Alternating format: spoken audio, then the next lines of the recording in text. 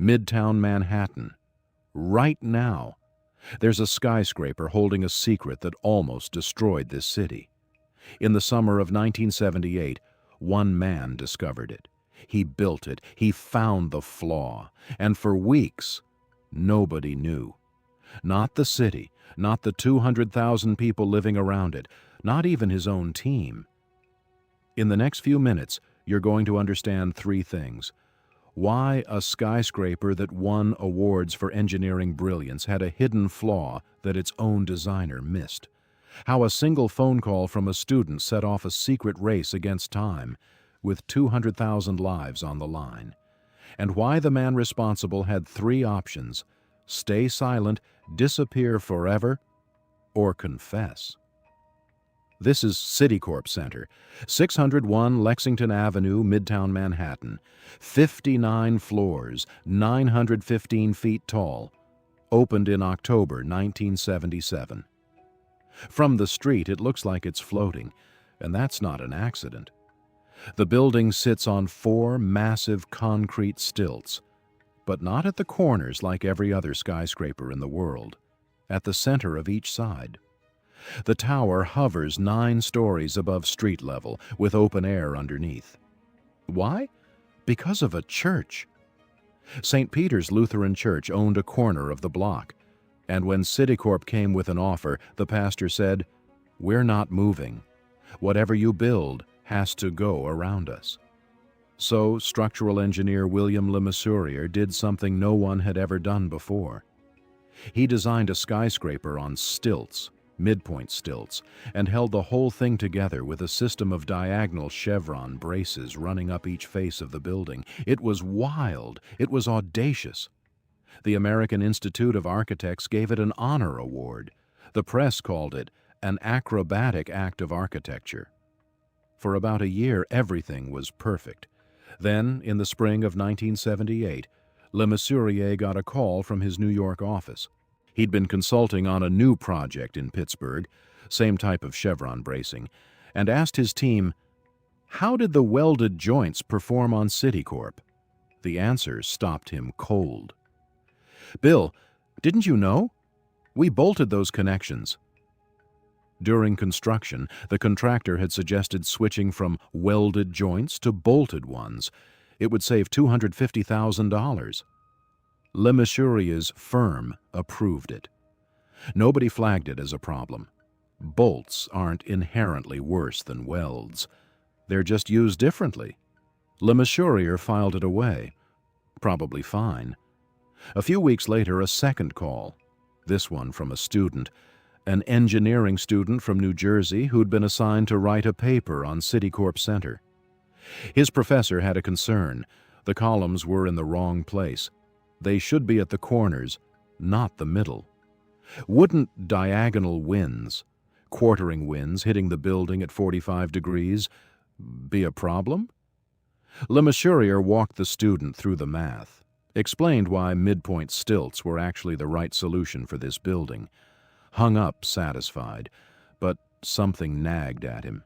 He pulled out a napkin, started running the numbers himself, and then he saw it. If you're into stories like this, engineering disasters, the decisions that change cities, subscribe. I'll see you in the next one. Here's the thing about quartering winds. Normally, buildings are strongest at their corners. A 45-degree wind hits 2 faces at once and distributes the load. For most buildings, perpendicular winds, straight on, are actually worse. But Citicorp wasn't most buildings. Because of the chevron system, quartering winds didn't spread the load. They concentrated it. On 4 specific tiers of braces, the stress increased by 40% extra load on bolted joints that were never recalculated for diagonal wind. LeMessurier flew to Canada, to the Boundary Layer Wind Tunnel at the University of Western Ontario, the best wind analysis lab in North America. He needed someone to tell him he was wrong. They didn't. The tunnel analysis was worse. Under dynamic conditions, a real moving storm, not a static calculation, stresses could spike 60% beyond the original design. He locked himself in a room in Maine, went joint by joint, floor by floor, all 59 stories, the weakest point, the 30th floor. If those joints failed, the whole building came down. Now he did the storm math. Without the tuned mass damper, the 400-ton concrete block on the roof that counteracts sway, a storm strong enough to bring the building down hits New York once every 16 years. 1 in 16, every single year. But it gets worse. The damper runs on electricity. A strong storm knocks out power, no damper, and winds of just 70 miles per hour, sustained for 14 minutes, would be enough. Hurricane Belle had passed through New York just 1 year earlier with exactly those wind speeds. LeMessurier sat alone with that number. It was July 1978. Hurricane season started in 2 weeks. LeMessurier later described what went through his mind in those days. He had 3 options. Option 1, stay silent. Only one other person knew. Alan Davenport, the wind tunnel expert. He wouldn't talk. LeMessurier could just say nothing. Hope no storm came. The building had stood for a year already. Option 2, disappear. In his own words, years later, I said to myself, I could drive down the main turnpike at 100 miles an hour and deliberately drive into a bridge abutment. That would be the end, and all of this would go away. I thought about that. Option 3, confess. Tell Citicorp, tell the city, risk lawsuits, bankruptcy, the end of a career he'd spent decades building, and trigger a panic in one of the most densely populated neighborhoods on Earth. Over 200,000 people lived and worked within the blast radius of a 59-story collapse. He chose option 3. Years later, he explained his reasoning. I had the power to influence extraordinary events. Within hours of telling Citicorp's chairman, Walter Wriston, emergency generators were installed on the roof to keep the tuned mass damper running no matter what. The repair plan got a name, Project Serene, short for Special Engineering Review of Events Nobody Envisioned. They'd originally called it Project Pandora, but that sounded too ominous. Every night after the last office worker left, welders moved in. They stripped the drywall from around the chevron braces, welded steel plates 2 inches thick onto every bolted joint, like Band-Aids on a broken bone, then put the walls back before sunrise, 200 joints ranked by risk, starting with the 30th floor.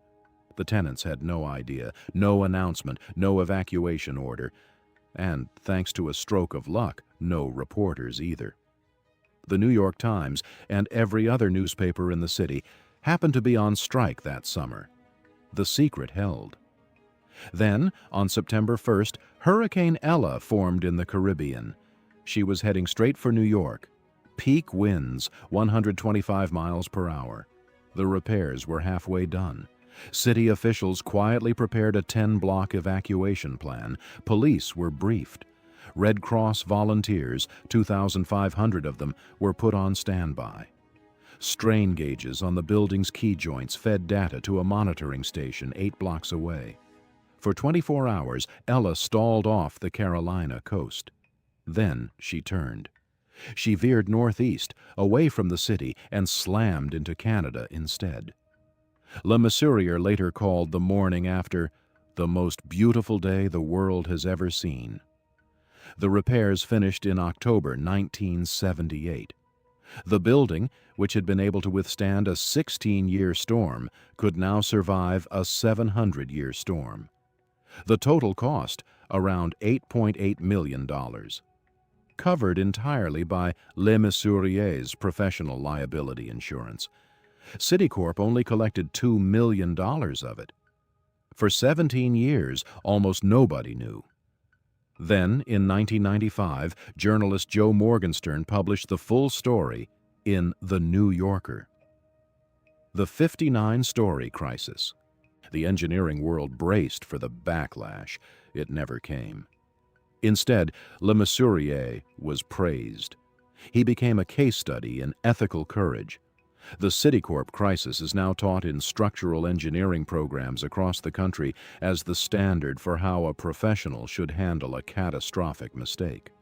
New York City updated its building code to require quartering wind calculations for all new structures, and the tuned mass damper, which LeMessurier had installed purely for comfort, never imagining it would one day be the last line of defense against collapse, became standard in skyscrapers worldwide. 6 of the 20 tallest buildings on Earth have one today. Taipei 101 has a 660-ton pendulum. The technology LeMessurier pioneered now protects millions of people from earthquakes and hurricanes they'll never feel. As for the student who made the call, the historical record is messy. A woman named Diane Hartley, an engineering student at Princeton, is documented as having raised the quartering wind question in her thesis around the same time. A man named Lee DeCarolis came forward in 2011, claiming he made the specific phone call LeMessurier described. LeMessurier himself passed away in 2007 without ever confirming a name. What's not disputed?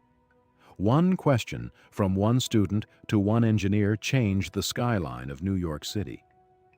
Here's what strikes me about this story. 2 separate decisions brought this building to the edge: bolted joints instead of welded, and quartering winds that were never recalculated. Each one looked reasonable at the time. Together, they were catastrophic. That's how most structural failures actually work. A chain of small, defensible choices, each one reasonable on its own, that nobody connects until the last possible moment. LeMessurier connected them. And then he did the hardest thing an engineer can do. He told the truth about his own work, at maximum personal cost, before anyone made him. 601 Lexington Avenue is still standing, 48 years later. Right now, somewhere in Midtown Manhattan, people are eating lunch in that building, taking meetings, looking out the window at the skyline. They have no idea how close it came. If you're into engineering stories like this, the ones behind the buildings you walk past every day, subscribe to GroundScope. There are more of them than you'd think.